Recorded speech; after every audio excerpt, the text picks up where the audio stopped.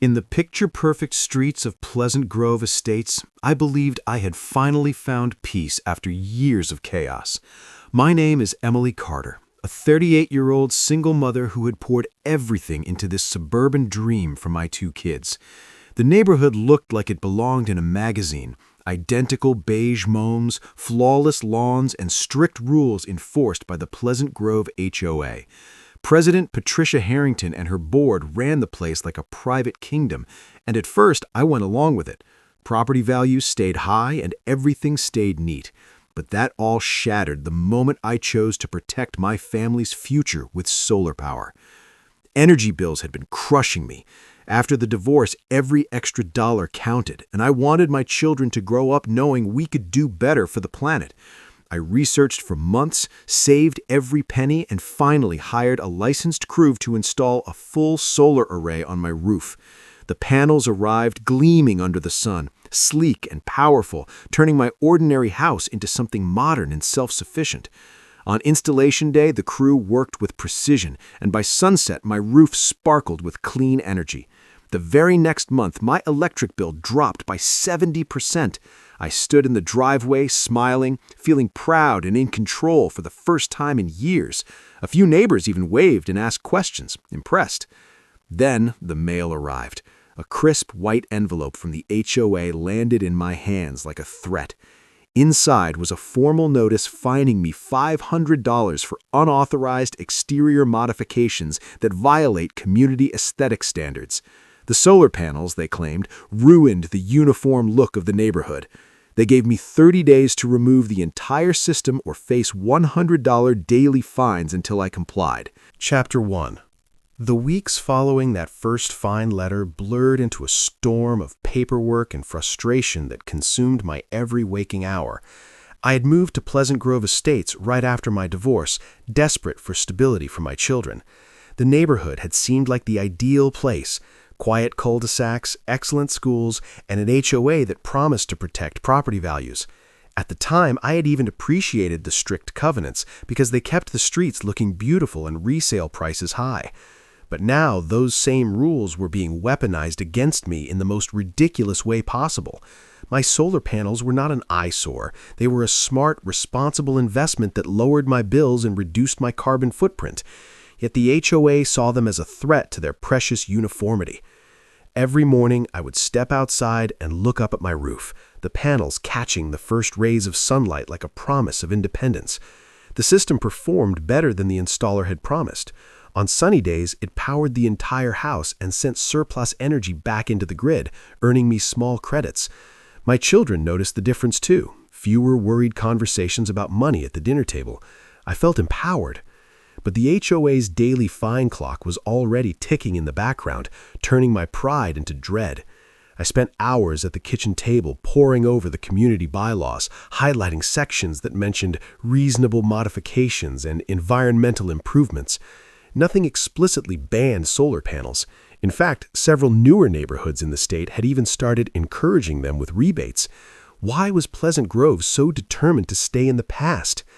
I reached out to the HOA office multiple times, compiling evidence of similar installations in nearby communities and explaining how my panels actually enhanced the property's modern appeal. Each response came back colder than the last, stamped with Patricia Harrington's signature and filled with legal-sounding language that basically told me to remove the panels or keep paying. The fines were already climbing into the thousands. My savings, already stretched thin from the installation cost, began to feel the pressure.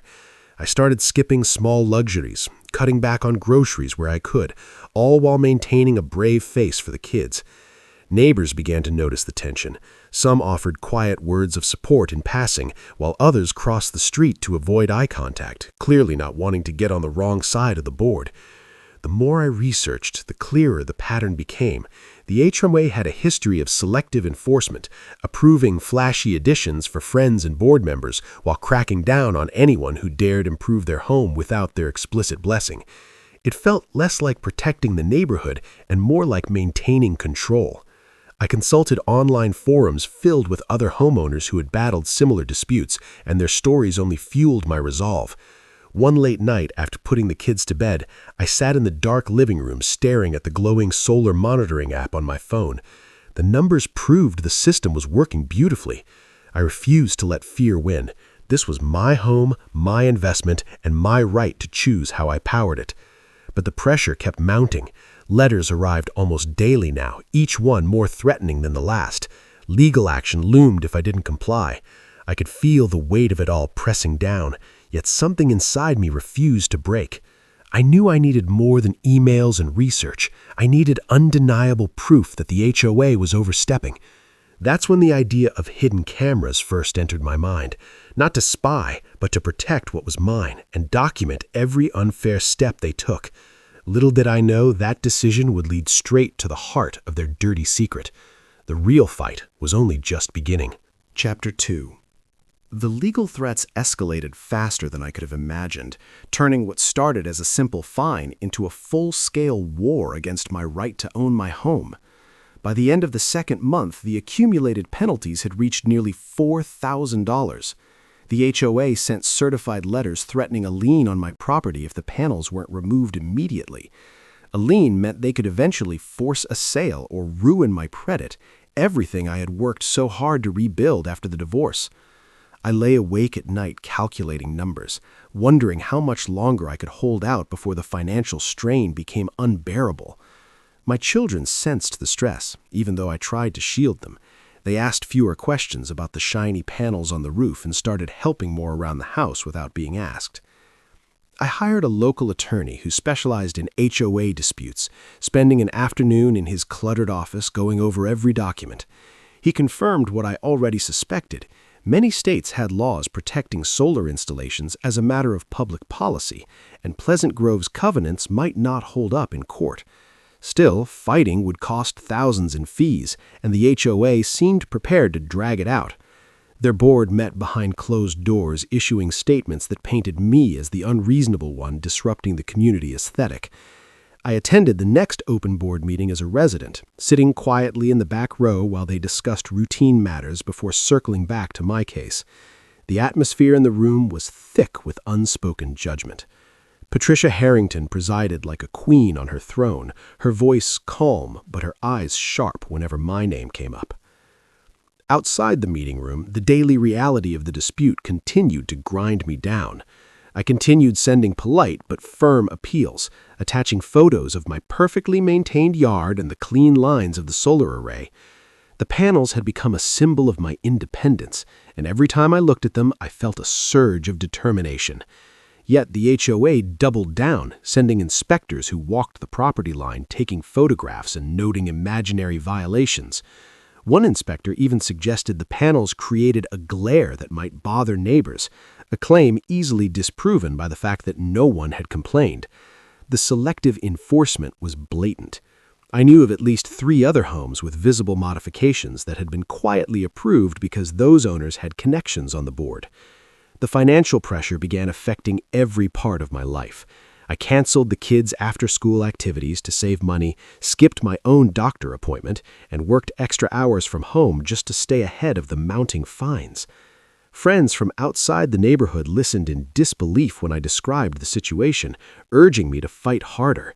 Their support kept me going, but inside Pleasant Grove, I felt increasingly isolated. Some residents who had once admired the installation now avoided my driveway entirely. The HOA's intimidation tactics were working on them, even if they weren't working on me. I spent long evenings reviewing case law on my laptop, highlighting precedents where homeowners successfully challenged similar rules. The more I learned, the more convinced I became that the board was abusing its power. Still, I needed something concrete, something that would show the world exactly how far they were willing to go. That's when I decided the hidden camera was no longer optional. I ordered a discreet wireless system online, choosing models small enough to blend into the eaves of my roof and the fence line. Installation would have to be careful and quiet, done under cover of darkness so no one would suspect. I practiced setting up the app on my phone, making sure the footage would be stored securely in the cloud. The cameras would record everything happening around my property and even capture parts of the common areas visible from my yard. I told myself it was purely for protection, but deep down I hoped it might catch something that would finally expose the unfairness. The dispute had already cost me so much, yet I refused to back down.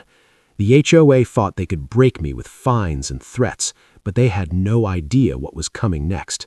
The hidden camera was about to change everything. Chapter 3. By the third month, the strain had become almost unbearable, yet my resolve only grew stronger with every new threat the HOA delivered. The lien notice arrived in a thick envelope that felt heavier than it should, warning that my property could be placed under legal cloud if I continued to ignore their demands. I stared at the document for a long time, the words blurring as anger and fear mixed inside me. My attorney assured me we had strong grounds to fight, but the process would be slow and expensive. In the meantime, the daily fines kept climbing, pushing my total past $8,000. I began selling a few personal items online just to keep the lights on. Ironic, considering my solar panels were doing their job perfectly.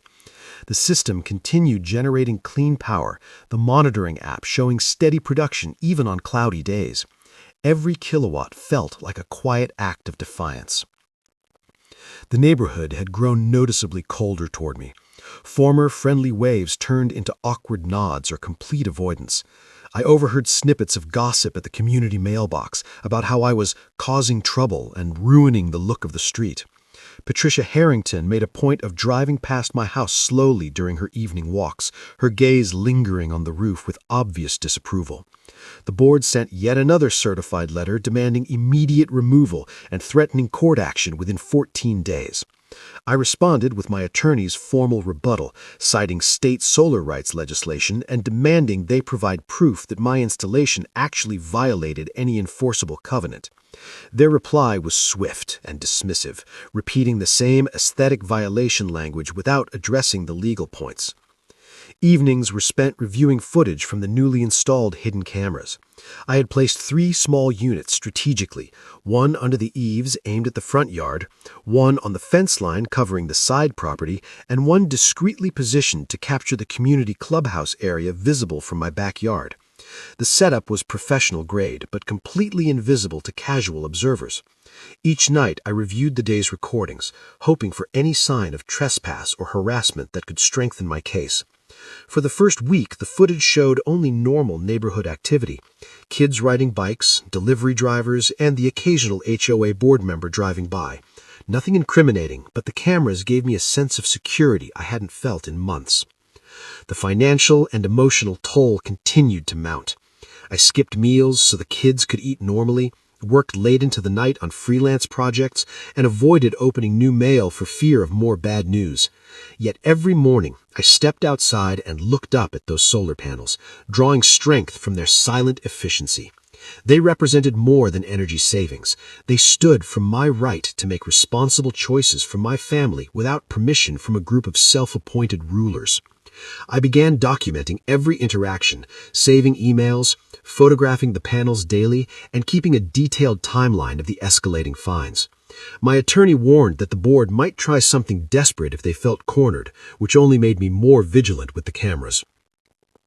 One particularly tense afternoon, I stood in the driveway reviewing yet another notice when a board member's car slowed in front of my house. The driver stared openly at the roof before speeding off. The intimidation was constant, but I refused to let it break me. The hidden cameras were my silent witnesses, recording everything in high definition. I had no idea that one of those recordings would soon capture the HOA board in a moment of complete exposure, a late-night conversation that revealed their entire dirty secret. The dispute had reached a boiling point, and the evidence I needed was closer than I could have imagined. The truth was about to come out, and nothing would ever be the same in Pleasant Grove Estates. Chapter 4. The 4th month brought a new level of desperation mixed with quiet hope as I monitored the hidden camera feeds every single night. The HOA had filed the lien paperwork, and my credit report now carried the black mark that could affect everything from future loans to job opportunities. I spent hours on the phone with my attorney strategizing our next move while trying to maintain some normalcy for the children. School projects, family dinners, and bedtime stories became my anchor, reminding me why I was fighting so hard. The solar panels kept producing power flawlessly, their presence on the roof a daily reminder that I was right and the HOA was wrong.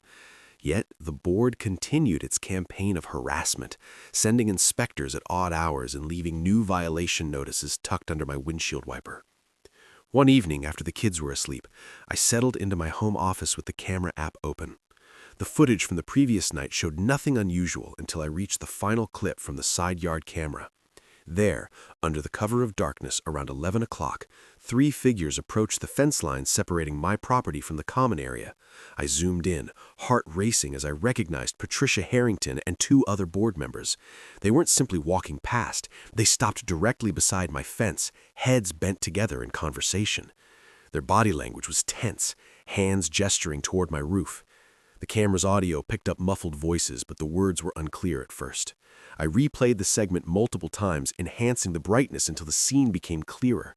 They were discussing my solar installation in detail, pointing repeatedly at the panels and nodding in agreement about something that obviously angered them. The next few nights brought more suspicious activity. The same group returned twice, once carrying what looked like small tools and flashlights. They never crossed fully onto my property, but they lingered close enough to make me uncomfortable.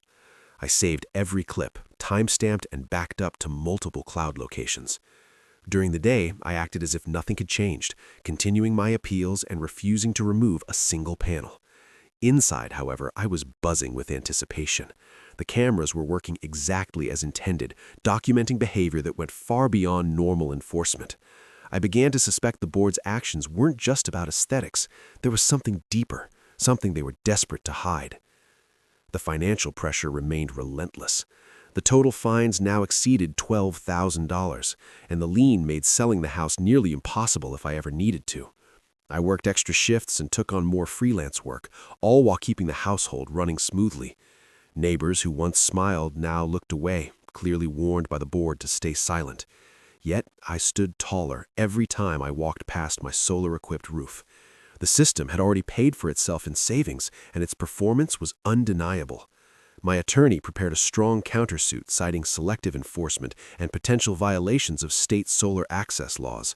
We were building a case that could not only dismiss the fines, but possibly turn the tables on the HOA itself. Still, I needed more than suspicious nighttime loitering. I needed something concrete that would expose the real reason behind their obsession with my panels. The hidden cameras kept rolling, capturing every movement around my property and the adjacent common areas. I reviewed hours of footage each night searching for the breakthrough moment. It finally came on a quiet Thursday evening when the board members gathered again near the fence, this time in what looked like a heated discussion. Their gestures were animated, pointing at my roof and then toward the community clubhouse. The camera caught every detail in crisp resolution.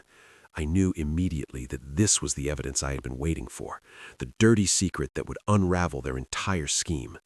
The confrontation I had been dreading was about to become the moment I had been hoping for. The truth hidden in those recordings would soon be revealed to everyone. Chapter 5. The 5th month arrived with the kind of revelation that changes everything forever, and the hidden camera footage delivered it in devastating clarity. I sat frozen in front of my laptop at 2 in the morning, replaying the latest recording from the side yard camera. There, illuminated by the faint glow of a nearby streetlight, were Patricia Harrington and the 2 other board members standing in the shadows. Their conversation was no longer muffled. The high-quality audio captured every word. They spoke openly about a secret arrangement with a local utility company that paid them under the table to discourage solar installations throughout the neighborhood. The fines, they admitted, were never truly about aesthetics. They were a deliberate tactic to keep residents dependent on the grid and to generate extra income for the board through facilitation fees that certain homeowners were quietly encouraged to pay for exemptions. I watched in stunned silence as they discussed how my refusal to pay or remove the panels had become a problem for their entire operation. One board member even joked about using the collected fines to fund personal expenses, including a recent luxury trip that had been disguised as a community planning retreat. They pointed at my solar array and complained that installations like mine threatened their side deals and reduced the kickbacks they received from the utility. The camera caught every gesture, every nod of agreement, every damning detail. This wasn't selective enforcement, this was outright corruption. They had been running an extortion racket hidden behind the respectable facade of HOA rules, targeting environmentally conscious homeowners while protecting their own interests. My hands trembled as I saved multiple copies of the footage and immediately forwarded encrypted versions to my attorney. The evidence was ironclad: clear faces, clear audio, clear intent. For the first time since the dispute began, I felt a surge of genuine hope mixed with righteous anger. The board had crossed every ethical line, and now I possessed the proof. The next morning, I contacted my lawyer, who confirmed the recordings could be used in court and potentially turned over to local authorities for further investigation. We prepared a formal demand letter outlining the evidence and demanding immediate dismissal of all fines, removal of the lien, and reimbursement of my legal costs. The tone was no longer defensive. It was victorious. Word of the impending confrontation spread quietly through the neighborhood as I made my intentions known. I continued my normal routine, walking past the solar panels each day with a new sense of pride. The system continued generating power flawlessly, a constant reminder that I had been right all along. The board members grew noticeably nervous whenever they drove past my house, their usual smug expressions replaced with visible unease. I reviewed the footage one last time before sending everything to the authorities, ensuring every second was preserved. The dirty secret was no longer hidden. The HOA's carefully constructed image of community protection had been exposed to nothing more than a cover for personal gain. The emotional weight lifted slowly as I realized the fight was almost over. My children noticed the change in my mood immediately, asking fewer worried questions and smiling more freely. The solar panels gleamed on the roof like a trophy of resilience. I knew the board would try one final desperate move, but with the evidence in hand, I was prepared. The hidden camera had done its job perfectly, capturing the very conversation that would bring their entire corrupt operation crashing down. The confrontation that had been building for months was now inevitable, and I was ready to face it head-on. Justice was no longer a distant hope. It was right around the corner, recorded in high definition and impossible to deny.